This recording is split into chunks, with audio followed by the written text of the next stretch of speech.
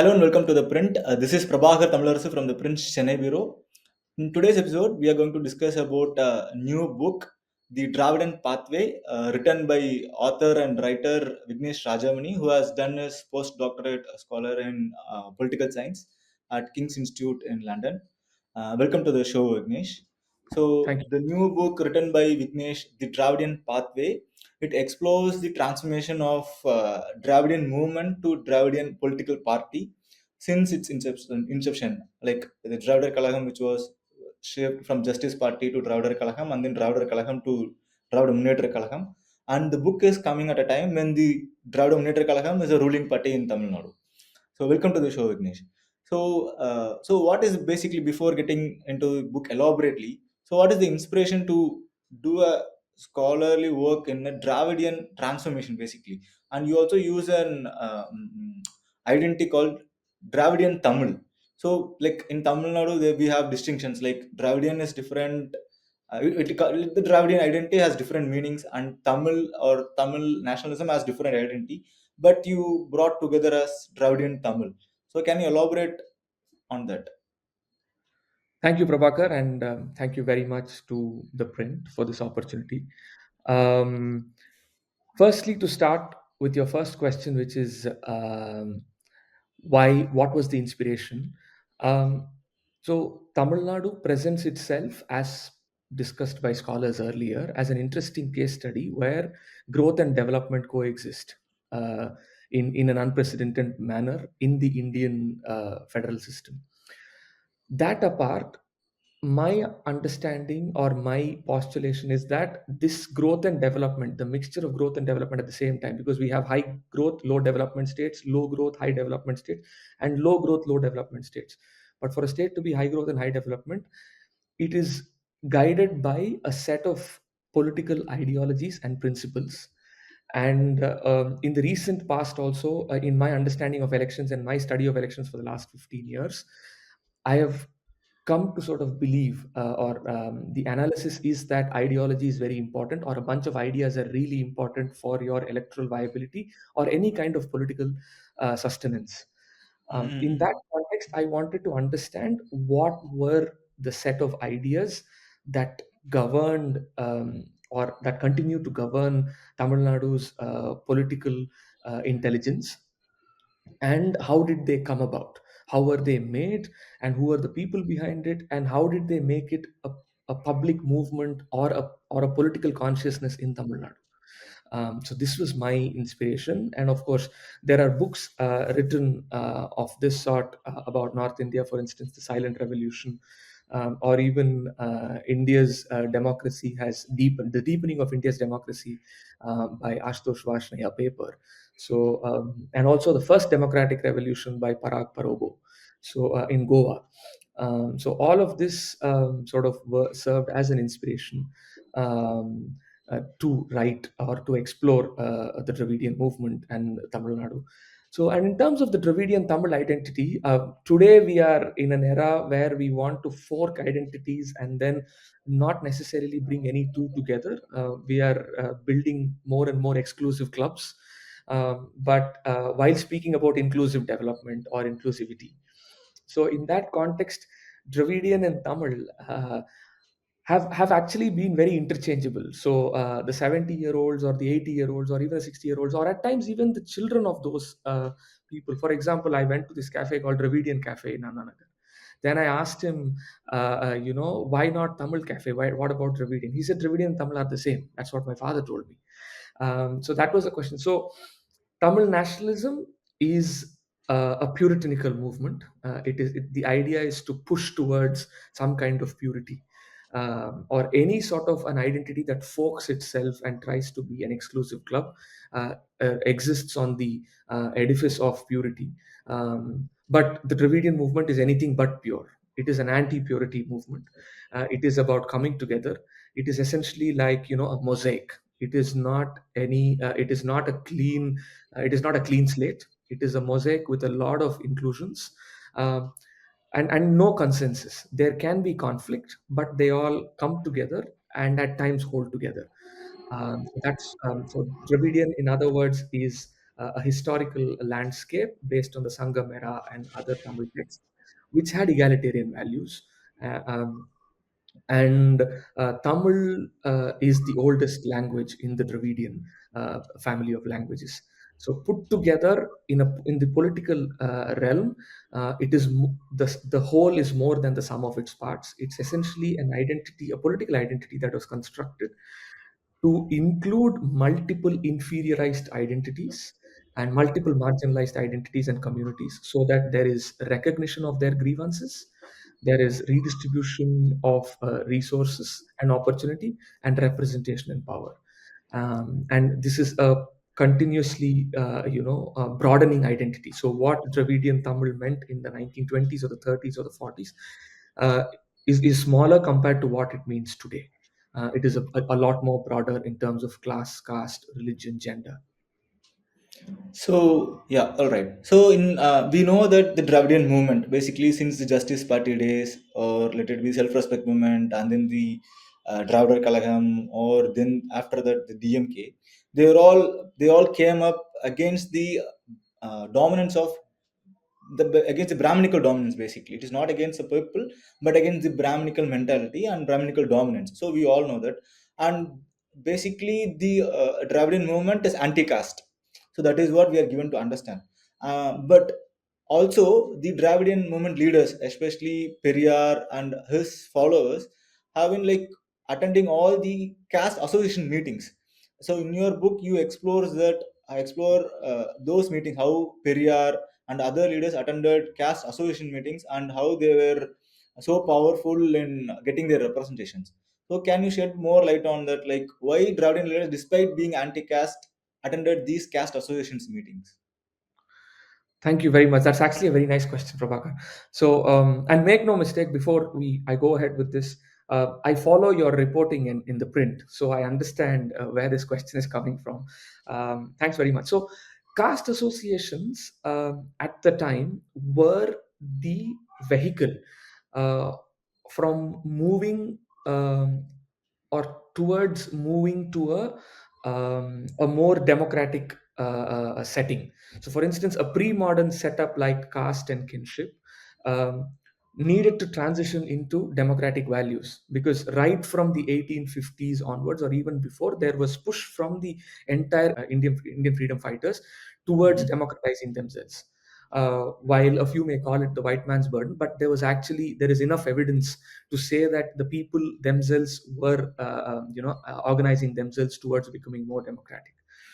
Uh, in this context, Lloyd and Susan Rudolph have written about how caste associations played a role in transitioning the people into democratic values. So, in that context, caste associations were actually places that would organize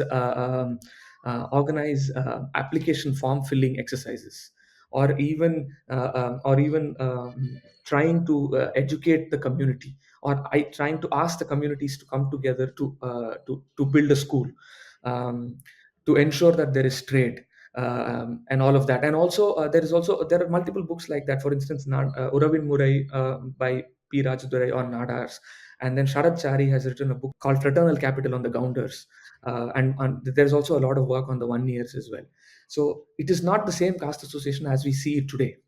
So Periyar's engagement, or even the Dravidian movement's engagement with these caste associations, was, if we needed to politicize them, we had to go to places where people congregated. And this did not just stick to caste associations alone. This also moved to temple meetings during Shivaratris, for example. So the Madurai Adinam famously would you preside over a debate on the Dravidianist ethos and communist ethos, where a veteran leader like Ta Pandian and at the same time Vidudalai Virimbi from the DMK would actually debate over Marxism and Dravidianism on a Shivaratris night. So Okay. the engagement with caste associations was very simple. I needed to go to places where people felt as a community on the lines of caste and then break it there. For instance, Periyar would go to every caste association and say there is nobody above and nobody below. He actually had very snarky statements. He actually had very um, blunt statements against caste in those caste association meetings. And that is where the groundswell came up. For instance, now you are Prabhakar Tamilarasu. I am Vignesh Karthik, or I am Vignesh Karthik Rajamani. All of this is also an outcome. So you are not I would not understand your caste location with your name. You would not understand my caste location with my name. All of this was because of the groundswell created by there, which was then taken over by school teachers in the 50s and the 60s. So engagement with caste association was to go to the root of the system and to engage at a time where people were open to ideas, and where people were trying to be politicized.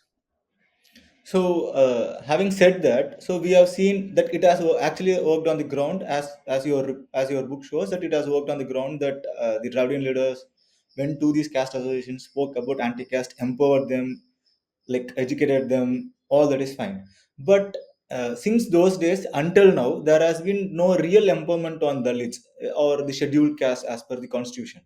So, if you look at the Dravidian politics, then to now, then it was against the Brahminical dominance, and now it has become an OBC dominance. If we can say, if we can use it, we can say it as an OBC dominant state. Earlier, it used to be a Brahminical dominant state, and now it has become a Brahminical dominant state. So, don't you see that there is a lack of work in the like oppressed people or the people who are down the lane as per the social structure? I will start with a response, and maybe you can follow up with questions where you want me to particularly comment. And in fact, this actually leads me to responding to one aspect of the previous question as well, which is the Dravidian movement is an anti-casteist movement. It is not necessarily an anti-caste movement. So, in one of his editorials that C.N. Annadurai has written back in the day, he speaks about the article is titled Arya Mirukumidam. So where he lays out Ambedkar's graded inequality very clearly, where he says, you should not light the Brahmin neighborhood or in fire, but you should basically ignite your minds. That's how you should go forward.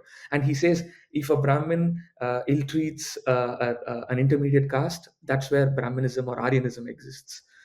If an intermediate caste ill-treats a backward caste, then that's where Aryanism exists. And if a backward caste would ill-treat a scheduled caste, that's where Brahminism exists. And within the scheduled caste, if there is a higher scheduled caste that ill-treats a lower scheduled caste, that's where Brahminism exists. So in this graded inequality, so in the context of conception, there was no doubt in terms of it being anti-casteist. And I would stretch the Dravidian movement even further before. It did not start from the Justice Party or even the Non-Brahmin Manifesto. In fact, the word Dravidian comes from Ayodhidasar. So in other words, it was actually one of the earliest, if I was to sort of talk about that conception in today's vocabulary, it is one of the first solid Dalit Bahujan solidarities, you know, True. back in the day. So a Buddhist ethos, a rationalist ethos, and a Shaivite ethos came together um, from the Madras Secular Society, Ayodhidasar, and the Tamil Saivites who did the Tani Tamil Iyakkam. All of these things, or the Tamil purist movement, all of these things came together. All of these three movements came together, which the Dravidian which is actually making us, or would make one argue that the Dravidian movement is an amalgamation of a lot of reformist movements, which is then presented in a way that there is no entry barrier, and the identities and the political identity that it gives is subscribable. You give out a subscribable political identity. And this takes me to one of your reportages recently, where a Bihari family calls themselves have integrated themselves into the Tamil ecosystem very well. And they have not given caste names, while the father was, I think, called Tiwari. I think the daughters are not called anything. It's actually the building of a political consciousness and a political ethos where people don't necessarily think that much unless you are pushed, but otherwise you are otherwise egalitarian. Now coming back to the empowerment of Dalits, now there is, and I would want to rest on a certain empirical realities. Um Before my book, at 4 years before my book's out now, there is a book called The Dravidian Model, written by Kalayarasan and Vijay Bhaskar, which lists the or which basically traces the growth of the Dalit castes in Tamil Nadu, or the scheduled castes in Tamil Nadu, um, and it it talks about the rate of their growth, and in terms of education, employment, and even wealth. So basically using categories in the IHDS, NSSO, and all of that. So Indian government data is used or has been mobilized to make a case for how the Dalits have relatively grown, or their rate of growth has been a lot more higher compared to other South Indian states or even the rest of India. So, which makes one argue that the rate of growth or the growth of Dalits in Tamil Nadu is higher than the rest of the country. It may not have hit the equilibrium that we are aiming for, but like all social movements, this movement is also a journey, and the limited point that I would want to make is the growth so far has been better than every other example that we can think of, which has also led to very interesting outcomes, which we may talk about based on your questions. But in terms of representation, in terms of redistribution, and in terms of recognition, the growth or Tamil Nadu presents a better example compared to other states in the Indian Union. All right. So earlier to an earlier question, you were saying that the Dravidian leaders were focusing on the community learning. So there are a lot of books that have come about the Dravidian model, Dravidian pathway, or Dravidian history, but I don't think any of the books have explored much on the reading rooms that are what we call as padipagams in Tamil. So that was brought in by the Dravidian movement.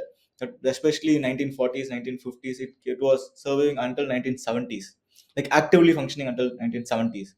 So you say that it is one of the major reason for success of the Dravida Munnetra Kalagam, the DMK's electoral success. So can you elaborate on that? Like what is the role of these Padipagams in Dravidian movement? Thank you very much. In fact, a lot of existing literature talks about movies, street plays, etc. Then my question then was, there were many movies being made. There were many street plays being played, and even in the works done by uh, intellectuals like uh,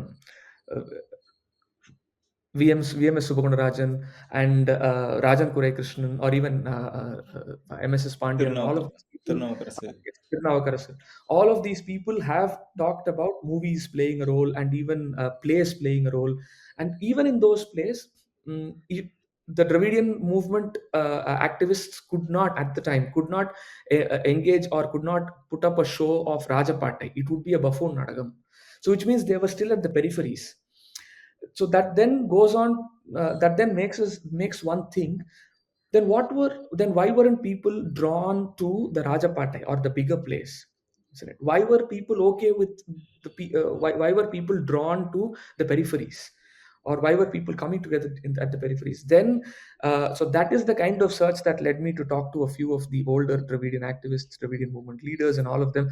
And then Pasarai, Medai Pechu Patrai, and Padipagangal, Nulagangal, and all came up. Then I said, let me then explore this, because this was as much a reading and a writing movement as much as it was a visual movement, or audiovisual movement.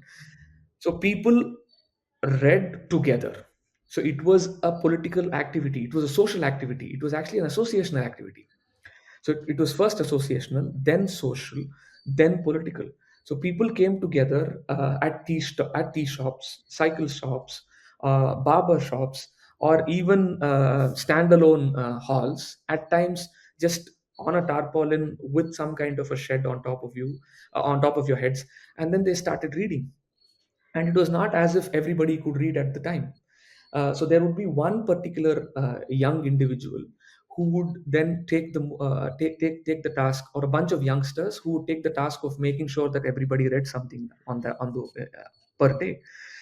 And there are a few examples that happened at the time also, which is, um there were there used to be a rice mill in Tirupur, which is one of my respondents who was telling me that there was a rice mill in Tirupur.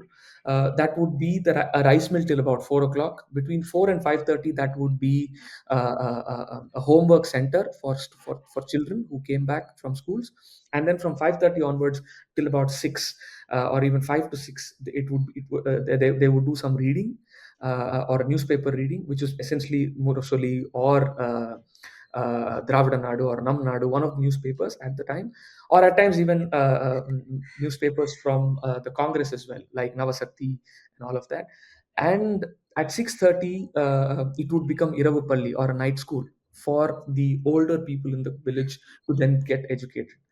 So this kind of an associational activity then pulled people to buffoon nadagangal, or to the gap filling place, or even the peripheral place, which then occupied the center stage. So it was essentially a centripetal sort of a system. So first you are at the peripheries, you're trying to build a community and a consciousness through associational activities, and then you go to the middle or the core, you occupy the core. And this was very exciting because there were around 400 newspapers at the time, by as going by accounts of region historians like Katirnavakarasu, and chroniclers and historians like Katirnavakarasu. And there are also for it, and for the audience to easily see what it was. There is this song called Thambi Naan Padithen Kanjile Netru by MGR. So even when MGR was trying to break away from the DMK, in that song he pans and zooms into a magazine called Samanidi, which while we may all know about Murasoli, Nam Nadu, Dravida Nadu, etc., or Kudiyarasu, Vidudalai, MGR also ran a magazine Newspaper. called Samanidi, and he would show that up. And he would come into the village with this magazine. He would hand it over to a youngster who's dressed in a shirt and a pant, and then go away. And then the kids would then go to that youngster, which is essentially to say that now in these reading rooms you are supposed to read Samanidi, not Morsoli or Dravida Nadu. So even while forking this particular aspect, and he was an audiovisual guy, isn't it? So he actually had that, and he started writing Nanyen Pirandhen series in Samanidi first before it got republished elsewhere. And of course, the work of Kalaignar, Karunanidhi, or in Anna, is unprecedented because they kept writing. And for example, I did not sort of talk about the two of them because Anna or Kalaignar kept writing till Till they they. died. Yes. Yeah. So when you talk about this MGR's thing, so what I got to know from this is in 1972, so DMK passed a resolution on all these padipagam, basically the reading rooms, to get registered with the party. So until then, these reading rooms were not official one or the organized one, which were affiliated to DMK. But then they were all reading the Dravidian literatures, Dravidian newspapers, Dravidian history, or the demands, pamphlets, and even the small books of Dravidian movements, the compilation of Dravidian conferences, the resolution passed in those conferences. That those were the things that were read in those reading rooms. So what made DMK to pass this resolution? And only after this resolution, I'm given to learn from your book that the reading room started to reduce drastically because they were all either functioning independently with the help of some businessmen or some individuals who were working elsewhere and contributing for that reading rooms, and some educated individuals who purchase newspapers and then bring it to the reading room and read it loud to the people around and discuss debate. So like what made DMK do that? And I think that is where ADMK took it, like MGR took that reading room forward. But after that I don't think it was actively functioning as a political forum. So a small addition or a footnote to your Hmm. question, which is they just did not read Dravidian literature. They actually read Marx. They read Hmm. Ambedkar. They read French Revolution. For instance, there was one respondent in Virudhunagar who told me that what French did in Algeria was actually wrong, and I knew this only through this reading room. They were speaking about Garibaldi, Mazzini, and all of them. For instance, there's another friend who's doing his PhD, and he was talking about Garibaldi and Mazzini, and I said, "Oh, well, even I have a couple of things in my book." And he said, "How? How on earth?" And then I said, "No, I mean, my respondents have actually read about this." About the Italians and Sicilian movement and all of that from there, and Dostoevsky, and there was a lot of translation that was happening, isn't it, at that time. So as Yeah. much as there was knowledge being created, synthesized, and produced, there was also a lot of content being translated. So, for instance, even today, if you look at the DMK leaders, or even some senior ADMK leaders, you will see that everybody has their own vocabulary. For instance, the Roman vocabulary would be the case of of a few leaders. A few would stick to Sangamera vocabulary because that's how they. So you read something and then you render that you render your problems in that kind of vocabulary. A few in Russian literature. I mean, you would know this better than me. There are a lot of people named Lenin, Yeah, yeah. Marx, and even our chief minister is called Stalin. All Stalin. of that because it is very, and Rousseau, Foucault, and all of them, isn't it? Uh, um, and this is something also that another junior of mine was considering as a PhD itself. How did so many French Revolution names actually come into Tamil Nadu? Tamil Nadu. All of it, so it was looked at in two ways, isn't it? Because one, it could give you an otherwise independent a caste free identity. The other was you actually were aware of these names to come out of a Kuttayan, Nettayan, Subban, Kuppan, etc. Back in the day, when you look at the land records, so you would not even have your own name. You'd just be called some random names, isn't it? So from there to become an Arivarasan, Anbarasan, etc. on one way, and the other way is to become Marxist and Lenin, and also to become a Vignesh or a Prabhakar, for example. It was in itself a journey, isn't it? Yeah. So now, from there, the 1970s, you know, in the electoral sense, if you ask me, then the Dravidian footprint was expanding because where the DMK was, MGR actually expanded going to the west and the south, essentially fighting the Congress, isn't it? So expansion of Dravidian footprint was happening, electorally speaking, and on the other hand, so these were autonomous institutions. So this is also one of the biggest, organization building geniuses of Kalaignar Karunanidhi, which is so between him and EVK Sampath, there was a small, there was actually a pretty, considerable friction at the time over how the party should be built. Okay, so for people who are confused about why weren't the top two, three people heading the DMK, but Mr. Karunanidhi, uh, the answer lies in the 50s. So because he was the organizer, he knew how to sort of put the party together. How I mean, what was the kind of elasticity that was needed for a party that was facing the wrath of power? So EVK Sampath's idea was to have a communist party style party system where you are well knit, you are completely and intricately linked.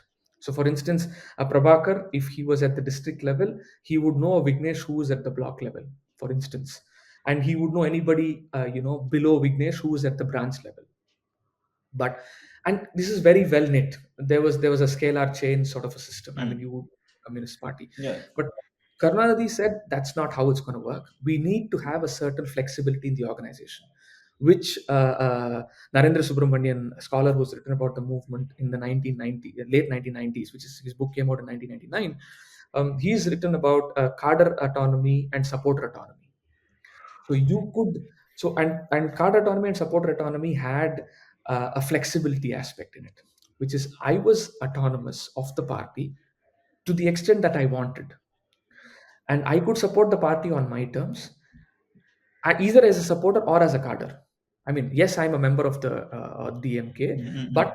I will support the DMK on my terms. So therefore, and therefore, what happened is he argues that there was pluralism in the party. Okay. Social and organizational pluralism. Because Prabhakar could say what he wanted based on the broad consensus, and Vignesh could say what they wanted. They both would get their chance. This then led to party competition also, which means Prabhakar set up his reading room and started saying that the Dravidian movement needs to follow the Russian literature. And I set up my own reading room and I said we need to follow the Sangam literature to understand today's problems. So two repertoires came. So and then the leaders could choose whoever. And if Anna comes to your event, Karunanidhi comes to Kalanger comes to my event. So this is how the party was built.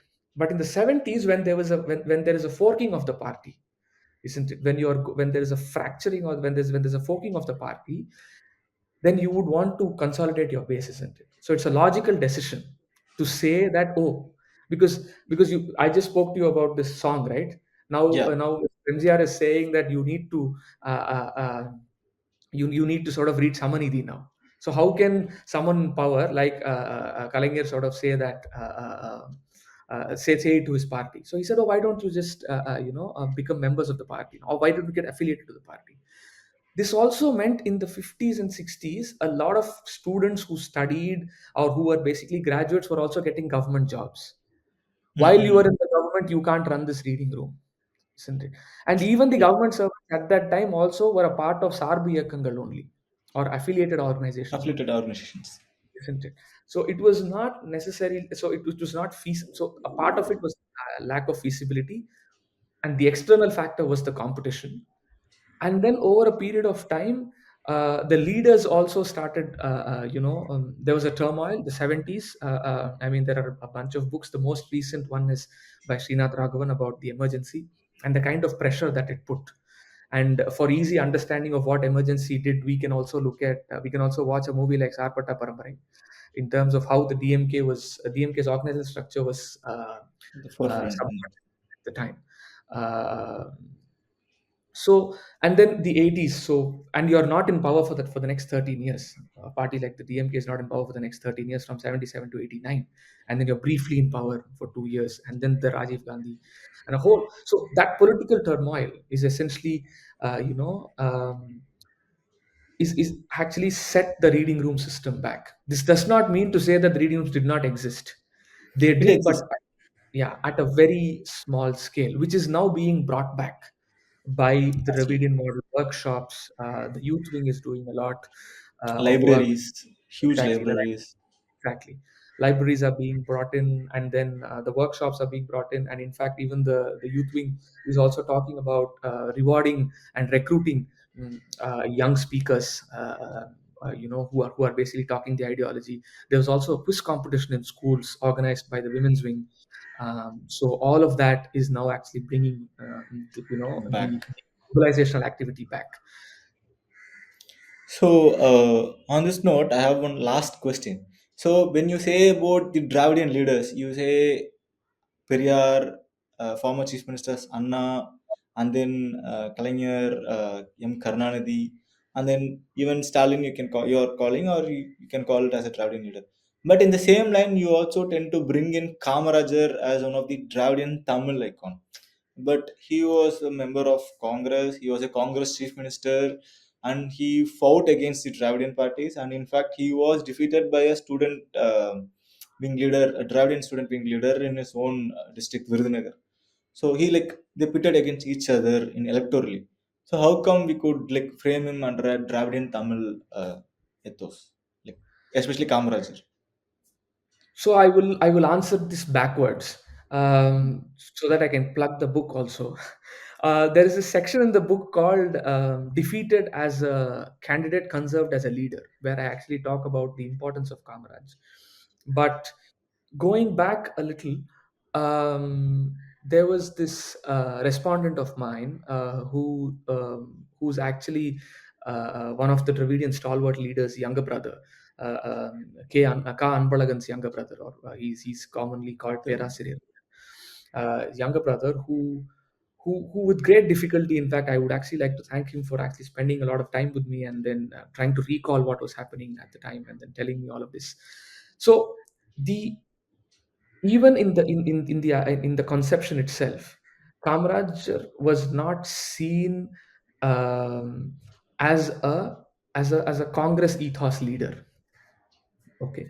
And in fact, a lot of organization building activities that Kalaignar followed were very similar to what Kamaraj did in the 30s and the 40s in Tamil in Madras. Mm-hmm. So similar styles of work, and therefore, I mean, you would understand, how your a rival party person, but similar approach person is working. So they actually had a very interesting relationship at that time.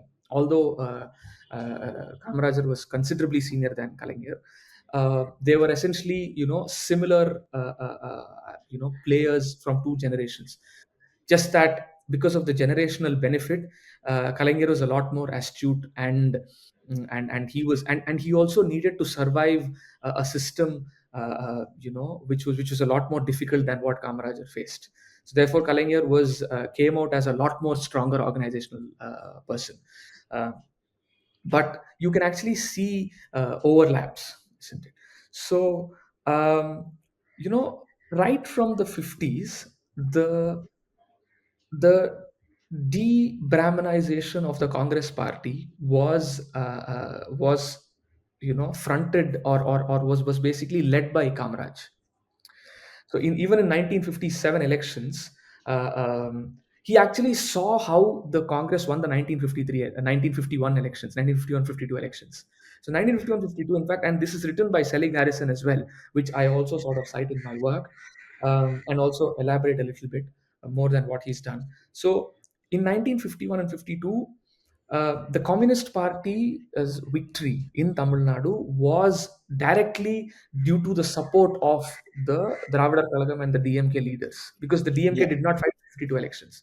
So the Yes. Commonweal Party, and the Toilers Party and the Communist Party's victories can be attributed considerably, or mostly, to the Dravidian movement's, mobilizational activity. So this is something that Kamarajar is also seeing. And the 1952 election, how the Congress came to power is a different question altogether, isn't it? So how the Congress stitched the alliance after the election. But in Post-election. 50s, yes, exactly, post-election alliance, and there are some really interesting things that are in the book that you can look at. Um, the 50s in the 57 election, Kamaraj is actually after the Rajaji's exit, after the Kulakalvi Ekam, or the Kulakalvi Tittam, or the modified scheme on elementary education, Kulakalvi Tittam. You would see that Kamaraj is actually inducting at least 30 to 50, about around 50 DK, or the Dravidian movement candidates into the party, and giving them tickets. Okay. So the de-Brahmanization and the Dravidianization, or the end goals of the Dravidian movement, uh, True. Kamaraj also becoming a contender of the same ethos. Okay. Which is also putting the DMK leaders in a bit of a fix, because they are not actively able to criticize Kamaraj, because he's playing the same game. On one note, you're happy that Tamil Nadu is essentially the DMK and the Congress, which also speaking the same ideology. It's a unidirectional in terms of ideological and social vocabulary, but politically, you're still not able to convert it to electoral victory. So that's when the opportunity opens up in the form of K plan, when Kamaraj is going away, and Congress harks back into the non-Kamaraj style politics, which is essentially a lot more affluent people, a lot more wealthy, affluent, elitist people coming into the fore. And by the time he comes back to salvage it, there is nothing left much. Um, and it was told to me by my field respondents that uh, the Khan, Perasariyar, Kalaignar, Anna, all of these top leaders of the Dravidian movement saw Kamarajar as a bridge between the Congress ethos and the Dravidian ethos, and they needed to conserve that bridge. And therefore, if you were to see in the campaign, Kalaignar did not go to campaign. Anna did not go to campaign for Srinivasan. It was essentially a student-led and a youth-led campaign that led to the defeat of Kamaraj. And in fact, only R.M. Veerappan helped the campaign with only photographs of MGR. Photographs of MJ. Even he didn't visit the campaign. Even MGR did not go. It was just R.M. Veerappan who gave him the photos. Who all basically he was posting the photos to every district, and they also And posted the he also photos. got it. Yes, exactly. It was not also a well thought out idea as well. So he just Yeah. got that. But otherwise, it was an out and out student-led movement, and that led to the defeat of Kamaraj. Kamaraj. Yes, exactly. So, and therefore, and even after the defeat, if you were to see what Rajaji thought, what Anna thought, what Kalaignar thought about the defeat, they were all in shock. They were as shocked, if not more, compared to the Congress leaders, and they did not necessarily support or celebrate this victory of Srinivasan. although Srinivasan goes back to win the next election also in the same constituency. So he was an electorally viable leader. But for them, that electoral viability did not necessarily matter in the larger context of, Context. mobilizing people. So that is how I make this claim. And the easy answer to this is Periyar called him Pachai Tamilan. But I Yeah. thought I'll do a lot more than that. So, so Yeah, it's great, great. It's a good read. Thank you so much for joining us, Vignesh. So, so once the book is out, so more people can read whatever we have discussed and more than what we discussed in this limited time. So, thank you yeah. for joining us, Vignesh. Thank you so much. Thank you very much for the questions. And if there is any, further, elaborations that you may need from me, I'm very happy to sort of engage. And the book is will be out by the time this interview is out, I think. So please No hit your local problem. bookstores. I'm a supporter of, buying books and gifting books. That has been my habit so far. So now there is a selfish interest also. So please consider this as a reading option and also a gifting option. Thank you very much. Yeah, yeah. Thank you so much, Vignesh. Thank you.